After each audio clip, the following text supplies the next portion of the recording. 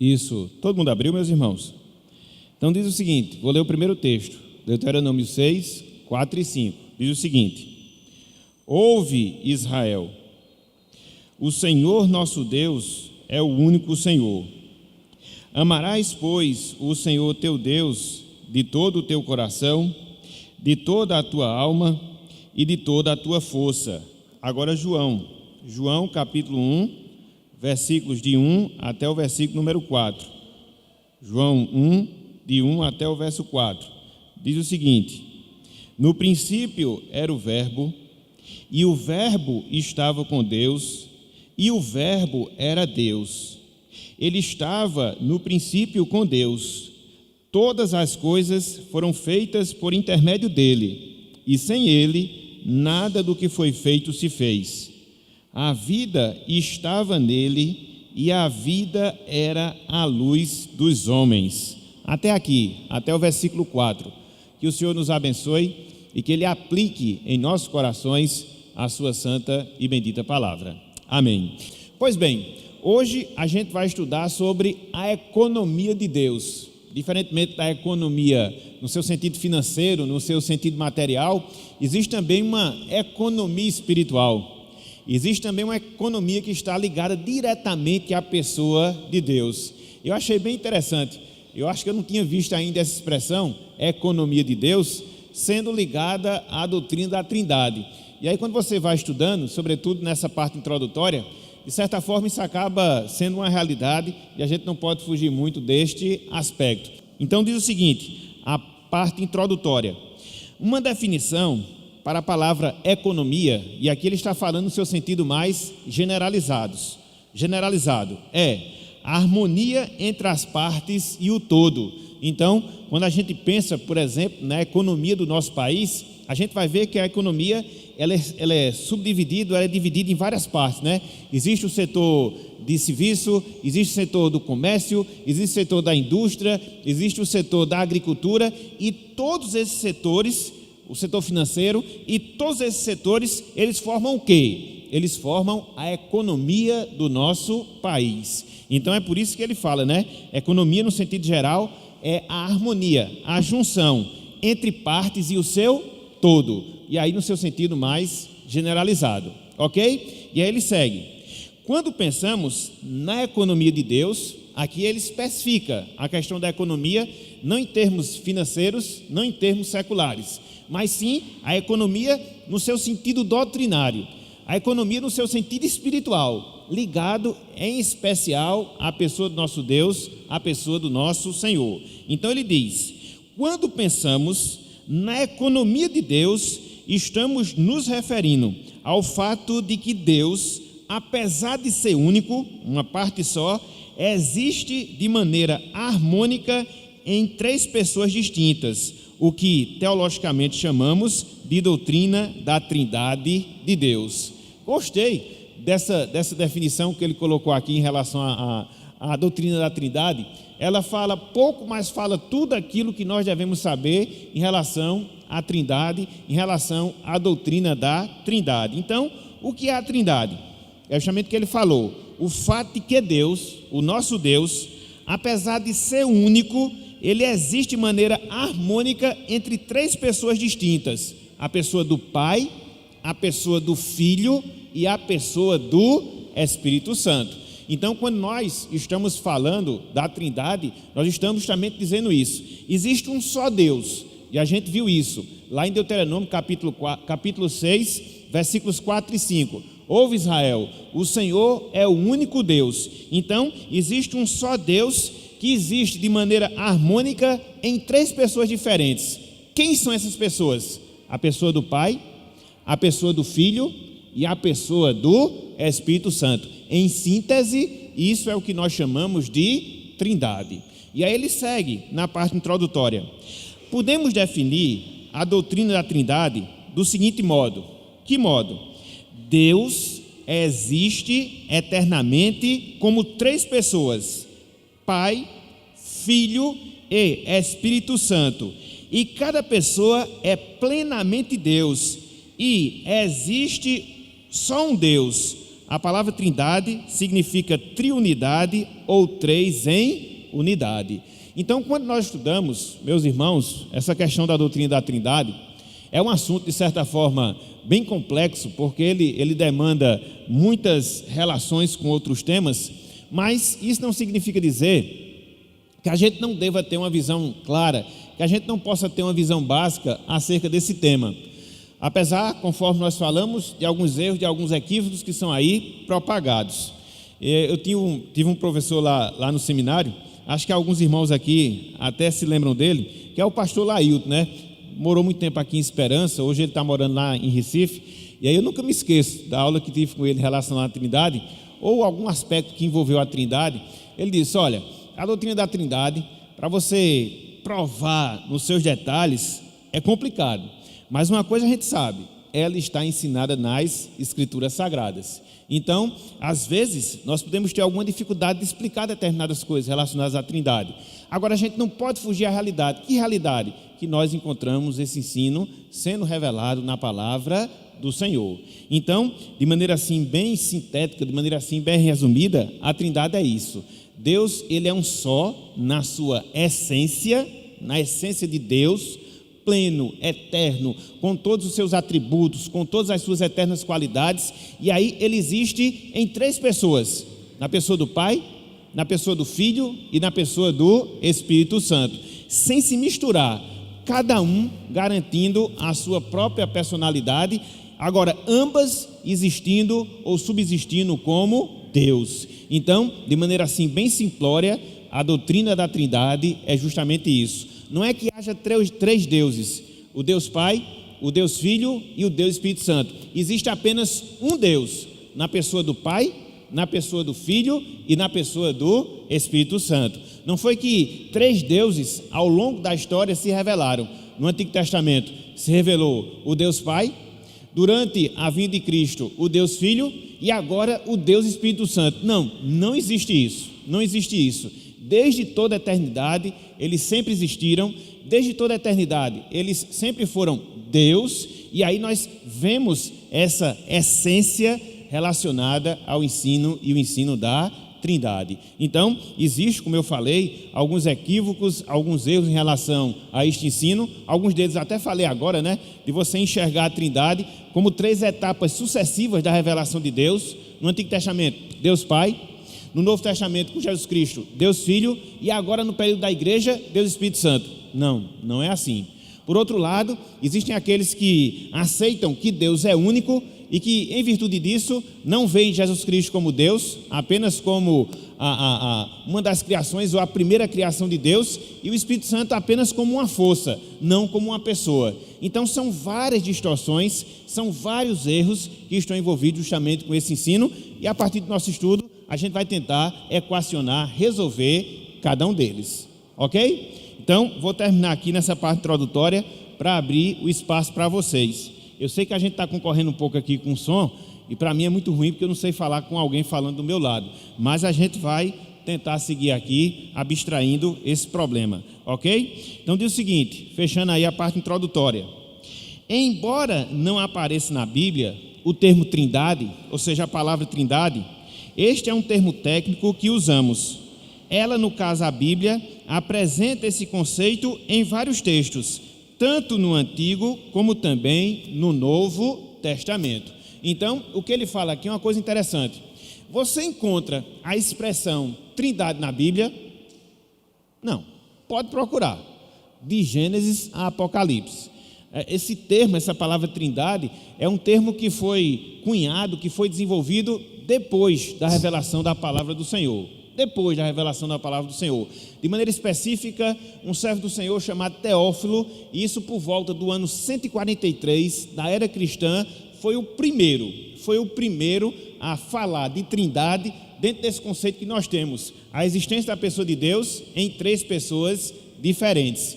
E aí, um pouco mais adiante, um pai da igreja chamado Tertuliano, ele viveu entre 160 e 220 da nossa era, ele começou a desenvolver os conceitos relacionados à doutrina da Trindade. Então foi alguns anos depois da revelação bíblica, né? A revelação bíblica ela se acaba, a revelação bíblica ela se acaba lá no ano 95 da nossa era, no livro de Apocalipse. Então, quando chega a 148, esse servo do Senhor do passado, né, Teófilo, ele desenvolve, ou pelo menos é o primeiro a falar a expressão Trindade, e aí Tertuliano, ele desenvolve a sua doutrina entre os anos 160 e 220 da nossa era, e aí a doutrina foi sendo desenvolvida, chegou no ano de 325, num concílio que a gente chama de Concílio de Nicéia, e houve uma primeira formulação, e depois, em 381, no Concílio de Constantinopla, aí nós tivemos um embasamento mais teológico relacionado à doutrina da Trindade, como a aceitação de uma doutrina bíblica, de uma doutrina da palavra do Senhor. Então, é a parte histórica que a gente não tem aqui na introdução, mas ela é extremamente necessária, porque, como eu sempre gosto de dizer, quando você vai analisar algum ensinamento, quando você vai analisar alguma doutrina da palavra, verifique, em primeiro lugar, a sua fundamentação bíblica. Tem na Bíblia, beleza, de certa forma ela já é suficiente, mas quando você consegue adicionar o fato de um determinado ensino estar na Bíblia e dele ter sido aceito ao longo da história da igreja, num determinado período, então você já não está só. Você está com a Bíblia, que é o principal, e também com alguns irmãos do passado que pensaram da mesma forma, que pensaram da mesma maneira. Então, quando a gente trata a doutrina da Trindade, a gente vê isso. Quando olhamos a palavra, nós podemos vê-la, apesar de não aparecer o termo Trindade, e quando a gente analisa ao longo da história da igreja, a gente vai ver, repito, desde 148, depois 220, depois 325, depois 381, ou seja, é uma das doutrinas mais antigas que nós temos na história da igreja, na história do povo de Deus aqui na terra. E aí quando você vê determinados grupos, sobretudo ainda hoje, infelizmente ainda tem, querendo contestar, querendo diminuir, querendo desfazer, você vai perceber o equívoco dessas pessoas. Por quê? Você olha na Bíblia, tem um ensinamento, não tem a palavra Trindade. Você olha para a história e vê lá a igreja aceitando como cristianismo geral, no ano 325, no ano 381, então por que você vai duvidar? Por que você vai questionar? Não, cabe a nós estudarmos, analisarmos e aceitarmos aquilo que Deus nos revela e nos revela em sua palavra. Como nós encontramos em Deuteronômio 29, 29. Há determinadas coisas que são reservadas somente a Deus. Então, entender os detalhes da Trindade vai ser sempre impossível para cada um de nós. E eu sempre gosto de dizer isso, porque no dia que você conseguir entender, na sua essência, na sua profundidade, a doutrina da Trindade, já não mais vai existir a Trindade. Vai existir um quarteto. Vai ser Deus, Jesus Cristo, o Espírito Santo e você, porque você vai ser Deus também e vai entender todos os mistérios da pessoa de Deus. Então, há determinadas coisas, como acontece com a doutrina da Trindade, que são difíceis e que vão ser impossíveis de nós entendermos dentro da sua plenitude. Agora, naquilo que a palavra de Deus nos ensina, com certeza, a gente pode ler, a gente pode enxergar e a gente pode aprender como um ensino vindo da parte de Deus. Ok, meus irmãos? Então, vou fechar a parte introdutória, porque senão eu vou falar demais. E aí eu vou ver com os irmãos se há alguma dúvida, alguma pergunta, alguma observação. Se não houver, a gente vai começar aqui o estudo da nossa lição. Trabalhando no ponto 1, né, que é o embasamento bíblico da doutrina da Trindade, tanto no Antigo como também no Novo Testamento. E eu quero ver se pelo menos hoje pela manhã a gente vence essa parte, para que no próximo domingo a gente entre em alguns detalhes ali relacionados à pessoa, à divindade, para a gente poder entender mais a doutrina da Trindade. Pois bem, então ponto 1, a Trindade no Antigo Testamento. Então, conforme nós falamos, a gente vai agora ver alguns versículos da Bíblia, alguns versículos da Palavra de Deus que nos levam a entender facilmente que existe um só Deus, mas em que esse Deus, ele existe em 3 pessoas, na pessoa do Pai, na pessoa do Filho, na pessoa do Espírito Santo, personalidades diferentes, pessoas diferentes, mas subsistindo numa só essência, na essência da divindade. Então vamos lá, a Trindade no Antigo Testamento. A Trindade no Antigo Testamento. Muitos pensam que a doutrina da Trindade encontra respaldo apenas no Novo Testamento. Porém, já que Deus é eterno, seria surpreendente não existir menção dessa verdade no Antigo Testamento. Olha só, meus irmãos, que coisa fantástica nós temos aqui nesse parágrafo. Porque, infelizmente, existe essa perspectiva equivocada das pessoas. Não, a gente só encontra a Trindade no Novo Testamento. Não. A revelação de Deus é completa. E para um assunto tão importante como esse, que é o assunto da Trindade, a gente não pode deixar de enxergar que desde o Antigo Testamento, Deus ele já revelava. Desde o Antigo Testamento, Deus já mostrava, né, esse ensino, essa doutrina. Então, a gente vai ver alguns exemplos disso, entendeu? Ou seja, alguns exemplos do Antigo Testamento.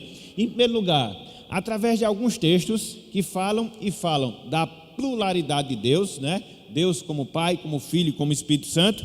E depois, a gente vai ver também no Antigo Testamento alguns textos que mencionam mais de uma vez a palavra de Deus referindo-se a duas pessoas distintas. Ou seja, a pessoa do Pai, a pessoa do Filho, pelo menos nos exemplos que nós iremos ver. Então vamos trabalhar. Quais são alguns desses textos? Quais são alguns desses versos no Antigo Testamento? Primeiro deles, que tratam sobre a pluralidade de Deus. Deus como Pai, como Filho e como Espírito Santo. Primeiro deles, nós encontramos logo no primeiro livro. Primeiro deles, nós encontramos logo no primeiro capítulo da palavra do Senhor, ou seja, lá em Gênesis, capítulo 1, versículo 26, logo na descrição que Moisés faz sobre o processo criativo de Deus, sobre o processo criador de Deus. Então, o que é que nós lemos lá em Gênesis, capítulo 1, versículo 26? Inclusive, esse verso está aí na lição, se vocês quiserem abrir, pode abrir, mas ele já foi transcrito aqui pelo autor. Diz o seguinte: Deus disse: façamos o homem à nossa imagem, conforme a nossa semelhança. Qual o detalhe que a gente deve chamar a atenção aqui, dentro desse verbo? Ou dentro desse verso, para o verbo façamos, nós façamos. Deus não disse, faça-se o homem conforme a minha imagem, ele diz, façamos. Então, está no plural, é nós, entendeu? É nós. Não nós no sentido do ditado popular, né? O pessoal gosta, é nós, não, aqui é nós mesmo, entendeu? A primeira pessoa do plural, né? Então, nós. Deus disse, façamos nós a nossa imagem e semelhança, façamos o homem a nossa imagem, conforme a nossa semelhança, nossa, de Deus e de mais outras pessoas.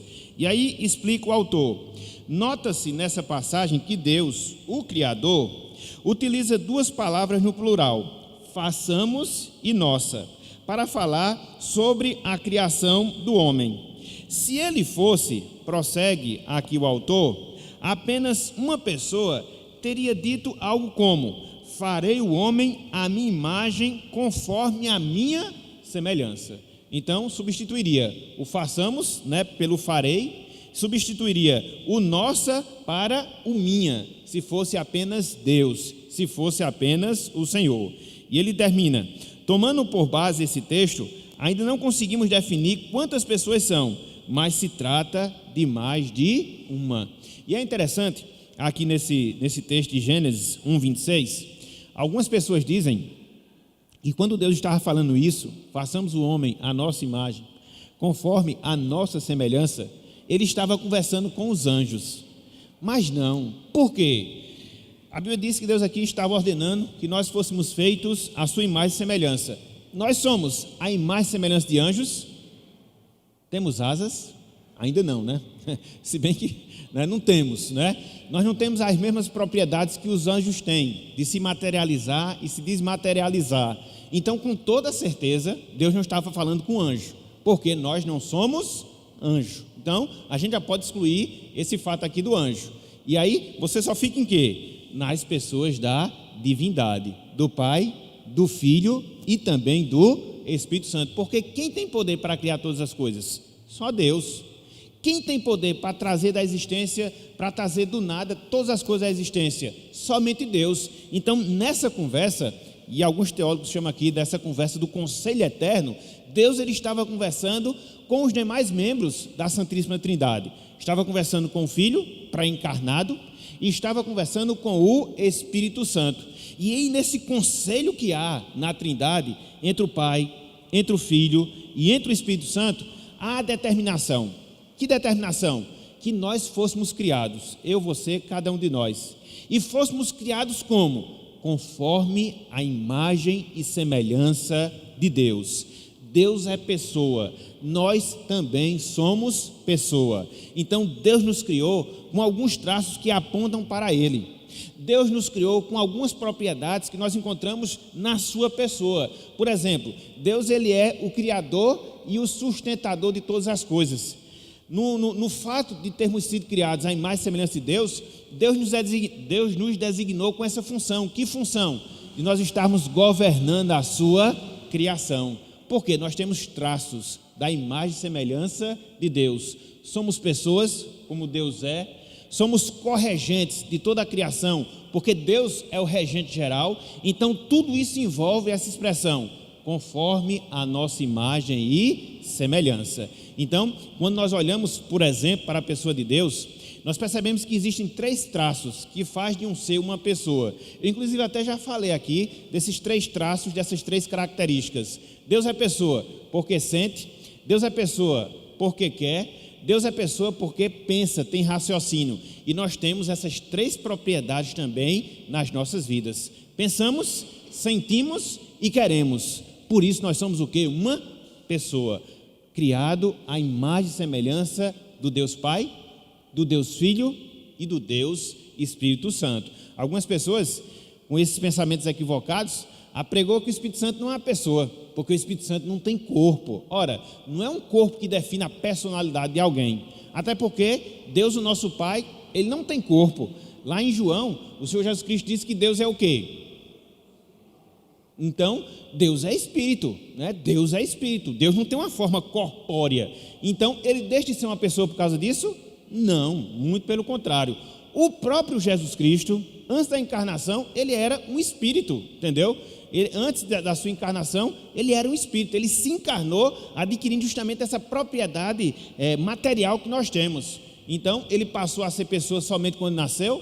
Não, desde toda a eternidade ele já era pessoa. E também o Espírito Santo. Lá na frente eu vou mostrar alguns textos que mostram a personalidade do Espírito Santo. O Espírito Santo como uma pessoa, ok? Mas vamos fechar, porque senão eu não vou parar aqui de trabalhar esse texto. Segundo texto, né? Gênesis capítulo 3, versículo 22. Olha só, o versículo citado já começa com: eis que o homem se tornou como um de nós, conhecedor de quê? Do bem e do... Aqui nós já estamos aonde? Nós já estamos na cena do pecado. Nós já estamos na cena da queda. Antes do pecado, antes da queda, o que foi que Deus fez com o homem? Deus ele fez um acordo, Deus ele fez um pacto. Estão lembrados? Gênesis capítulo 2, versículos 14, 15, 16. Ele não deveria tomar do fruto do conhecimento do bem e do mal. Se ele fizesse, o que é que isso iria proporcionar à sua vida? Pronto, um acordo é esse, um pacto é esse, entendeu? É um acordo solene que você faz entre partes, onde há o comprometimento de duas ou de uma dessas partes de quê? De obedecer. Quando obedece, é beneficiado. Ou seja, se o homem não tivesse obedecido, ele não morreria, ele viveria para sempre. Quando ele desobedece, ele é prejudicado, que foi o que aconteceu com o homem, ele morreu. Então, nos 3 sentidos, física, nos 2 sentidos, física e espiritualmente, nos 3. Física, espiritualmente e eternamente. A questão é que ele foi remediado por causa da obra de Jesus. Mas vamos deixar isso para lá. Então, o que tem aqui em Gênesis 3 é justamente esse fato, do descumprimento do acordo que Deus ele fez, que o homem fez com Deus. E nesse descumprimento de acordo, qual é a atitude que Deus, qual é a constatação que Deus faz? Que o homem se tornou como ele, conhecedor do bem e do mal. Mas aí Deus não fala, se tornou como eu, mas sim se tornou como nós. Como nós quem? Ele, Deus, ele, o Filho, e ele, o Espírito Santo. Veja que em nenhum desses textos você vê Deus falando dele sozinho. Eu. Ele sempre utiliza a expressão nós, ou seja, é um plural. Ele, o Filho e o Espírito Santo. Ok? Outro texto, Gênesis capítulo 11, versículo 7. Aqui a gente adianta um pouco e a gente se depara onde? Lá na construção da Torre de Babel, né? E aí o que é que nós temos? O que é que nós temos aí? Gênesis 11, 7. Deus falando, vinde, desçamos. Ele não falou, eu vou descer, desçamos e confundamos ali a sua linguagem. De novo, encontramos a afirmação que mostra pluralidade de pessoas. Desçamos, confundamos, então sempre Deus falando no plural. E aí, Isaías, a gente já adianta um pouco, capítulo 6, versículo 8. E o que é que nós encontramos aqui nesse texto? A quem enviarei? Deus fala no singular. E aí ele completa: e quem há de ir por nós? Está vendo? Ele faz essa distinção. Ele fala no singular, eu enviarei, mas depois ele fala no plural, quem há de ir por nós, quando ele fez o chamamento lá ao profeta Isaías. Então, nesses textos nós podemos aprender justamente isso, essa pluralidade, essa forma como Deus se refere a si mesmo, e aí incluindo a Ele, ao Filho e também ao Espírito Santo. Então, o que é isso? Isso nada mais é, meus irmãos, que desde o Antigo Testamento nós encontramos o ensino da doutrina da Trindade, a existência eterna do Deus Pai, a existência eterna do Deus Filho, a existência eterna do Deus Espírito Santo. Os unitarianos, como João mencionou aqui, são aquelas pessoas que não creem na Trindade. Existe apenas um Deus, que é o Senhor. Então Cristo não é Deus, o Espírito Santo não é Deus. Existem alguns grupos ditos cristãos que aceitam isso e que são caracterizados por essa doutrina, ditos cristãos, porque eles não são, né? Dentre eles a gente pode citar a Testemunha de Jeová, entendeu? Eles são unitaristas, né? Na sua essência. Exatamente. Então, na segunda pessoa da Trindade, vê em Cristo apenas como um grande profeta, mas não como Deus, como a primeira criação de Deus, mas não como Deus. Na verdade, eles revelam uma doutrina também bem antiga, né, que foi desenvolvida pelo presbítero Ário. Nada contra os presbíteros, que eu também sou, né? Que a gente dá o nome de arianismo, entendeu? Que defende Cristo como uma pessoa, a primeira criação de Deus, mas não como Deus. É a primeira criação, mas não é Deus, entendeu? Então, na história a gente vê esses ensinos equivocados, ok? Mas só reforçando, e foi muito boa essa argumentação aqui que João usou, quando ele trabalhou Gênesis capítulo 11, quando Deus desce para confundir, desçamos e confundamos, a gente vê que ele não está falando com anjo, porque no restante do relato você não vê o aparecimento dos anjos confundindo a linguagem humana, diferentemente do que acontece com a destruição de Sodoma e Gomorra. Ali ele utiliza o quê? Anjos, não é? Você não vê isso, né? Na questão mesmo da visita que os anjos fizeram ao sobrinho de Abraão, a Ló, não é? E a destruição da cidade, as pessoas até tentam abusar sexualmente dos anjos lá, então você vê ali a participação dos anjos. Aqui você não vê. Então, de fato, aqui em Gênesis 11, ele não estava falando com anjo, nem utilizou anjo no processo. Lá sim, aqui não. Então, reforça mais essa ideia aqui que ele estava falando com a pluralidade da Trindade, com a pessoa do Filho, com a pessoa do Espírito Santo. Ok? Me veio à mente quando você estava falando aí esse detalhe. Envolve também, porque nós somos seres espirituais, como Deus ele é Espírito. Tanto é que são duas partes, né, que a gente chama que partes constituintes da humanidade. Então, como foi que Deus nos dotou? Né? Ele nos dotou de duas partes. A parte material, né, o nosso corpo, por isso que nós fomos feitos do pó da terra, né? E existe a parte espiritual, que é o nosso espírito. É por isso que quando Deus nos forma, né, pega lá Adão, né, e forma Adão do pó da terra, qual é a atitude seguinte que Deus faz com o boneco que ele tinha criado, né, o bonequinho de carne? Sopra. E o homem passa a ser o quê? Alma vivente. Então nós fomos dotados com o espírito da mesma forma que Deus é espírito. Então envolve também essa questão da imagem e semelhança de Deus. Também envolve todos esses aspectos. Na questão da espiritualidade do homem, que você mencionou, na questão do senso de justiça, nos traços da personalidade humana, na condição que o homem tem hoje de ser corregente de Deus no domínio do mundo que ele criou. Então, assim, eu vou tentar ilustrar aqui de maneira bem tosca, mas para a gente poder entender um pouco. Nós é como que fôssemos feitos miniaturas limitadas de Deus, entendeu? Miniaturas limitadas de Deus. Quando Deus nos fez, foi justamente nesse propósito. Aí o que acontece? O pecado entra na história, corrompe o ser humano, e mesmo assim a gente ainda guarda alguns traços dessa criação de Deus. Veja como foi importante, veja como foi um ato de bondade e de condescendência da parte de Deus, porque ele se propôs a reproduzir miniaturas suas em quem? Em cada um de nós. Pelo Espírito que em nós habita, pelos traços que nós temos da sua personalidade, pelo senso de justiça, pelo amor à verdade, pela a capacidade que nós temos de nos desenvolver em termos de atividades como Deus, Ele o faz, por nós podermos agora tomar conta da sua criação. Então tudo isso está no pacote da criação do Senhor. Deus é o único ser que cria do nada todas as coisas. No máximo a gente pode criar alguma coisa pela propriedade que Deus nos dotou. Por exemplo, a gente se reproduz como seres humanos, né? Existe a participação divina, né? Quando coloca a alma, né? A alma ou o espírito, né? no ser vivente, mas existe a interação de uma mulher para que dos dois possa se criar uma outra criatura. Mas aí foi uma capacidade que Deus nos deu. Agora, do nada, somente Deus pode fazer. Somente Deus pode fazer. Ok? Fechei, pastor. Só para fechar um pouco disso que Laildo falou, para ver Laildo falou, eu estava tentando me lembrar, e aqui eu encontrei. Abram aí, só para fechar o parênteses agora, para reforçar. Somos coroa da criação de Deus, meus irmãos. Salmo 8. E iremos ser, porque a nossa condição está sendo restaurada em Cristo Jesus. Não para sermos igual a Adão, mas para nós sermos melhores do que Adão.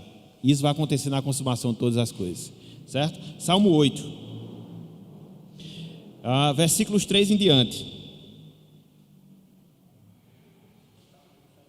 Estava lembrando desse, né, João? Olha o que diz aqui o texto. Olha só, abrirem aí, reforçando aqui o que Laildo falou. Salmo 8, a partir do versículo 3, referindo-se ao processo da criação de Deus. Quando contemplo os teus céus, obra dos teus dedos, veja, somente Deus cria céus, né? E a lua e as estrelas que estabeleceste, quem é o homem que dele te lembres, e o filho do homem que o visites? Então nós não somos nada, né, diante da criação de Deus, é o que o salmista coloca.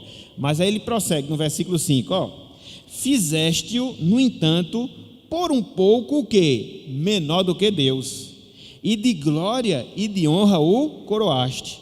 Deste-lhe domínio sobre as obras da tua mão, e sob seus pés tudo lhe puseste, ovelhas e bois, todos, e também os animais do campo, as aves do céu e os peixes do mar, e tudo o que percorre as sendas dos mares. Ó Senhor, Senhor nosso, quão magnífico em toda a terra é o teu. Está vendo aí? Deus nos deu o quê?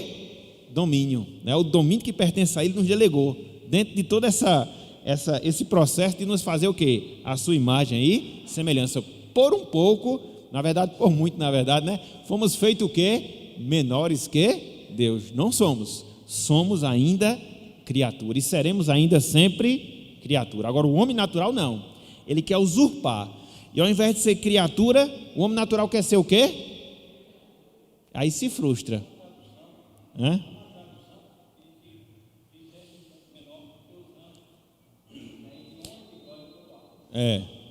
Mas no caso aqui a palavra é Deus mesmo, entendeu? Elohim, certo? Deus na sua pluralidade, não anjos, certo? Existe a gente vai ver isso lá na frente, alguns nomes de Deus que indicam determinadas características dele, certo? Aqui é Deus mesmo, ok? Muito bem, podemos seguir? Alguma outra dúvida? Deu para esclarecer, Laildo? Beleza, podemos seguir nesse segundo ponto aqui, subponto na verdade, né? Os textos que mencionam mais de uma vez a palavra Deus, se referindo a pessoas diferentes, a pessoas distintas. Então, quantos textos nós temos? 1, 2, 3, 4. 2 salmos. Vamos ver o primeiro. Salmo 45, versículos 6 e 7. Está aí também transcrito na revista de vocês. Olha só. O teu trono, ó Deus, é para todo sempre. Alguém está falando com Deus, né? Ele não está dizendo aqui, né? O teu trono, ó Deus, é para todo sempre. Então alguém está falando com Deus aqui. Concordam comigo? Sim ou não? Né? O teu Deus, né? Ou melhor dizendo, o teu trono, ó Deus, é para todo sempre. Alguém está falando com Deus. Cetro de equidade é o cetro do teu reino. Amas a justiça e odeias a iniquidade. Por isso, Deus, o teu Deus, te ungiu com óleo de alegria, como a nenhum dos teus companheiros. Opa, entra mais pessoas aqui nessa descrição, né? Ele está falando de Deus, né? Aquele que é justo, cetro de equidade e justiça. E ele fala acerca de quê? De outro Deus. Percebem isso? Que são dois deuses, vamos assim dizer aqui. Sim ou não? Porque ele aqui está falando, em primeiro lugar, com Cristo, né? E em segundo lugar, ele está falando de quem? De Deus. Entendeu? Quando ele fala aqui, o cetro de equidade, cetro de justiça, é o reinado justo do Messias de Cristo. Mas ele também fala acerca de Deus, né? Desse Deus que ungiu a Jesus Cristo. Não foi Deus que ungiu a Jesus, né? O enviou, né? De certa forma a gente encontra isso lá no batismo, né? Quando Cristo está sendo batizado, dos céus Deus fala: este é meu filho amado, em quem me compraz. Na verdade, quando você vê o próprio anúncio que o anjo faz a Maria, é dito ali que o filho que iria nascer dela, de Maria, era ungido do Senhor. Então, veja que ele está falando do Deus Filho e também está fazendo menção a quem? Ao Deus Pai.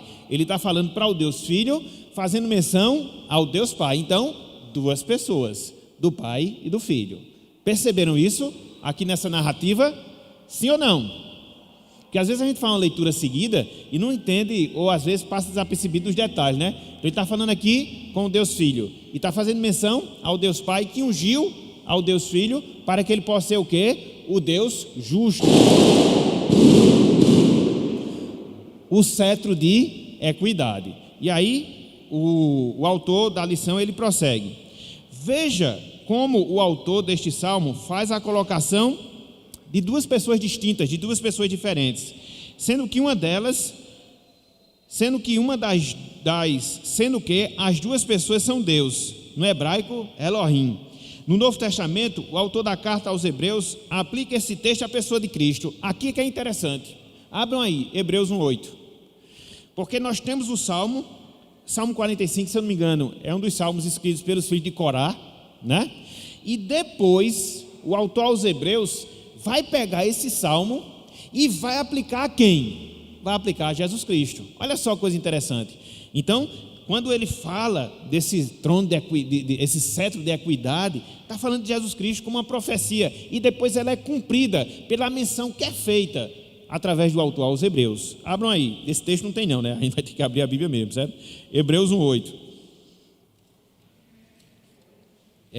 Hebreus 1:8. Isso é muito importante, meus irmãos, porque, infelizmente, né, você se depara com alguns ensinos errados, e às vezes as pessoas se colocam como tão sábias na palavra, aí você vai ver a palavra e não é bem isso que a pessoa está falando, entendeu? Olha só, Hebreus 1:8, abriram aí? Hebreus 1:8. Desde o início do livro aos Hebreus, do versículo 1, ele está falando do Filho. Se você fizer uma leitura corrida, você vai ver isso. E aqui, a partir do versículo 5, e que fica muito mais claro, né, que o autor sagrado está falando do Filho. Então, versículo 8. Mas acerca do Filho é dito o quê? Aí ele faz menção do Salmo 45, versículos 6 e 7. É dito o quê? É dito o quê? O teu trono, ó Deus, é para todo sempre, e cetro de equidade é o cetro do seu reino. Então, ele está falando de Jesus Cristo. Quando você vê aqui o Salmo 45, 6, 7, ele está se dirigindo a Jesus Cristo, fazendo menção do Pai, como quem ungiu a esse Messias, a Jesus Cristo, que viria. Ok, meus irmãos? Então, pluralidade de pessoas, o Filho e o Pai, o Filho e o Pai. Aqui é uma linguagem figurada, mostrando a questão de Cristo ser o Filho de Deus, ungido em relação a todos os seres humanos. Ele foi ungido, entendeu? Separado por Deus para ser o Salvador, o soberano. Então, esse companheiros refere-se a uma linguagem ilustrada ou figurada, que a ser dos seres humanos, podemos até pensar aqui nos anjos. É uma distinção que se faz aqui em relação a Jesus. Em relação a todas as outras pessoas, quer sejam anjos, quer sejam homens, Deus ungiu somente a Jesus Cristo. Somente Ele. Por isso que não existe ninguém entre Ele e Deus, entendeu? Porque Ele é o próprio Deus. E aí perde-se a força de você colocar outras pessoas como intermediário entre você e Deus, porque somente Jesus Cristo, de todos os seres humanos, somente Ele, Jesus Cristo, foi ungido para ser o nosso Salvador. Então, companheiros, aqui refere-se mais à humanidade toda. Então, de todos os seres humanos, somente Cristo é o homem Salvador. Ele é divino, porque possui a natureza divina. Ele é humano, porque possui a natureza humana. E ele foi ungido entre todas as pessoas para ser o Salvador do Senhor. Por isso ele ama a justiça, conforme a gente tem aqui no versículo 9. Mas aqui essa questão do óleo aqui, porque quando você olha no Antigo Testamento, existiam 3 funções básicas: profeta, sacerdote e rei. Para o profeta nem tanto, mas para o sacerdote e para o rei, eles passavam por uma cerimônia. E em especial para o rei, que cerimônia era? Era a cerimônia da unção, que era feita com óleo. Então Cristo, ele detém essas 3 funções: ele é profeta, ele é sacerdote, ele é rei. Então a unção aqui refere-se mais à designação que Deus fez de Jesus Cristo para ocupar essas 3 funções: de profeta, de sacerdote e também de rei, entendeu? Sem querer literalizar aqui a questão do óleo, mas é mais um símbolo da separação de Cristo para exercer essas 3 funções, de rei, de sacerdote, que eram as funções nas quais as pessoas elas eram ungidas para poder desempenhá-las. Ok? Entendido? Beleza. Pois bem, Salmo 100, vamos lá? Salmo 100, versículo 1, 110, melhor dizendo, versículo 1. Olha só o que diz aqui. Aqui também o texto é transcrito para facilitar a nossa compreensão. Diz o seguinte, ó: disse o Senhor ao meu Senhor. Opa, nós encontramos já 2 pessoas de cara, né? O Senhor falando para outro Senhor, e Davi aqui contemplando esse diálogo, né? Esse salmo aqui é o salmo de Davi. Assenta-te à minha direita, até que eu ponha os teus inimigos debaixo dos teus pés. Aqui Davi fala de 2 senhores. Disse o Senhor ao meu Senhor. A distinção é que o primeiro Senhor, todas as letras estão em letras maiúsculas, né? Estão vendo aí, né? Geralmente não. Quando essa expressão Senhor ela acontece com as letras em caixa alta, né, que a gente chama, ou letras maiúsculas, esse Senhor aí está se referindo ao Deus Yahvé, entendeu? O Deus autoexistente, o Deus eu sou o que sou, que se revelou a Moisés desde Êxodo capítulo 3. Então esse Senhor fala ao seu Senhor. Aqui o Senhor aqui no sentido de soberano, o segundo. Então Deus falando para o soberano. Assenta-te à minha direita, até que eu ponha os teus inimigos debaixo dos teus pés. Aqui Davi fala de 2 senhores. Um diz ao outro: assenta-te à minha direita. Logicamente, Davi não tinha uma total percepção da doutrina da Trindade, mas reconhecia a pluralidade de Deus. Mais tarde, Jesus cita esse texto, argumentando que Davi reconhecia Cristo como seu Senhor e também sua soberania e poder. Quanto a isso, os fariseus nada puderam questionar. Então, quando você olha Mateus 22, versículos 41 ao versículo 46, Cristo usa esse salmo. Que salmo? O Salmo 110, que nada mais é do que uma visão que Davi tem sobre a entronização do rei Jesus. Por isso é que ele diz: disse o Senhor a meu Senhor, assenta-te à minha direita. Então isso aconteceu quando? Quando Cristo morreu, ressuscitou, ascendeu aos céus e lá foi entronizado, como de fato está à direita de Deus, à direita do Pai Todo-Poderoso.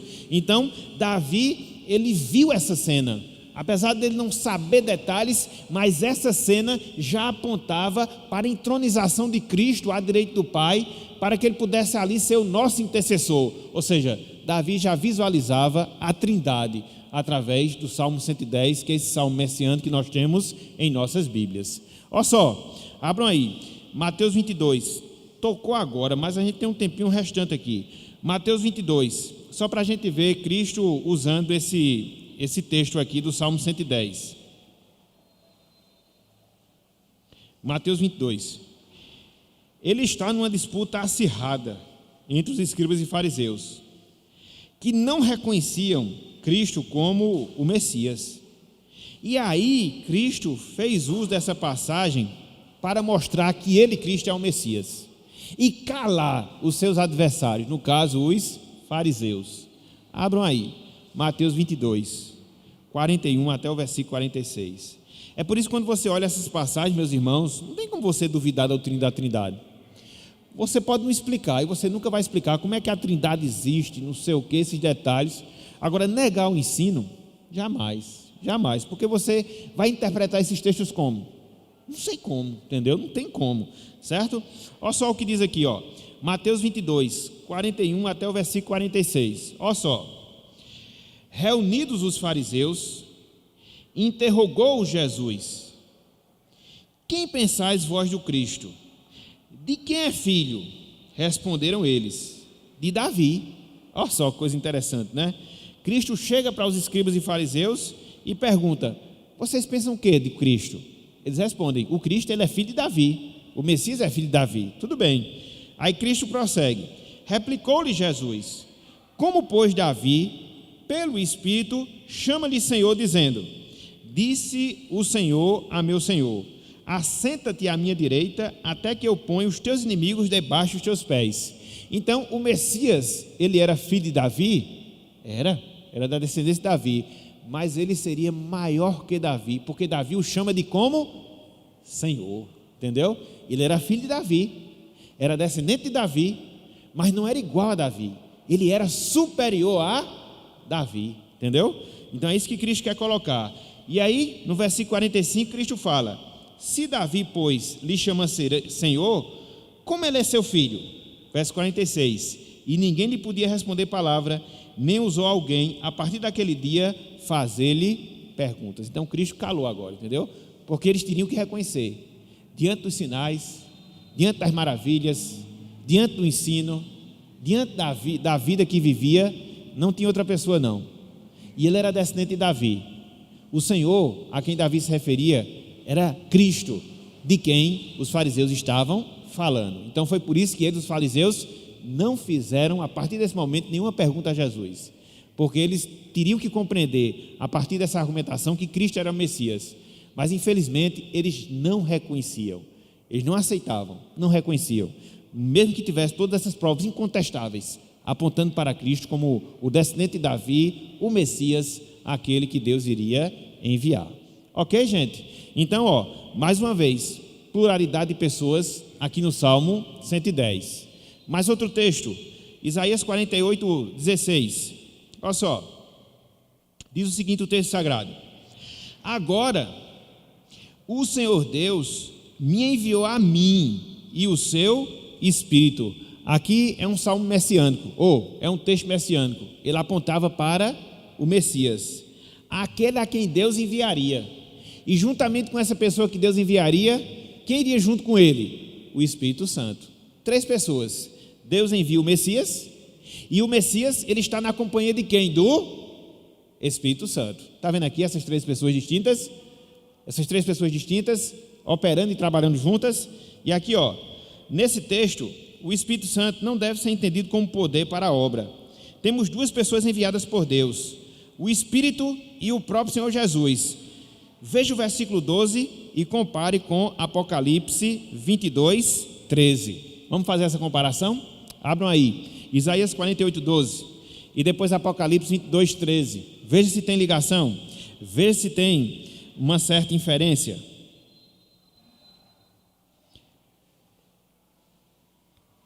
Ele, em vez de ter botado logo os 2 textos, né, para a gente já pegar direto, mas é bom, pelo menos a gente olha na Bíblia. Isaías 48, 12 e depois Apocalipse 22, 13. Apocalipse 22, 13. Vou abrir logo de uma vez, porque a gente já pega um e pega outro, ok? Abram logo aí.